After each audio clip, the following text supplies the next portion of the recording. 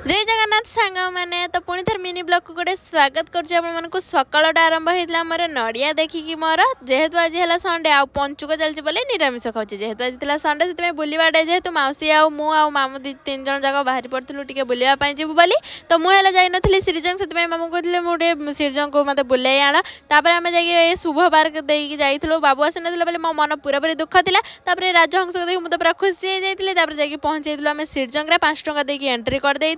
कलापर भीतर बहुत सुंदर व्यू था कारण खाली ठाकुर ही दर्शन मिल से देखापी आपण मानक श्रीकृष्ण रामचंद्र आला शिवंकर सबू माने अच्छी बहुत ही सुंदर लगुला प्लेस टी मत तो बहुत सुंदर लगुला कौ मैंने श्रीजंग को आसती कमेंट सेक्शन में निहाती जानवा जो मैंने आसी ना जल्दी जल्दी आसतु आ देखिकी जातु आपटे गोटे पार्क भाया भी होती बहुत ही सुंदर लगुला तो देखिए तो केते सुंदर ठाकुर गुड़ा होती गोटे गुंफा टाइप भी अच्छी मुझे देखा से तो मौसी देखुले तो ये गुंफा उफा किसी ना सेपटे भी माने एठी भी माने ठाकुर ही अच्छा तो है माने ठाकुर पाखर सब दर्शन आम तो आपण मानक ये वीडियो केमती लगला जब भल लगे लाइक कमेंट शेयर निहाती करेंगे आ पार्ट 2 देखा वेट करंतु रहुची टाटा जय जगन्नाथ।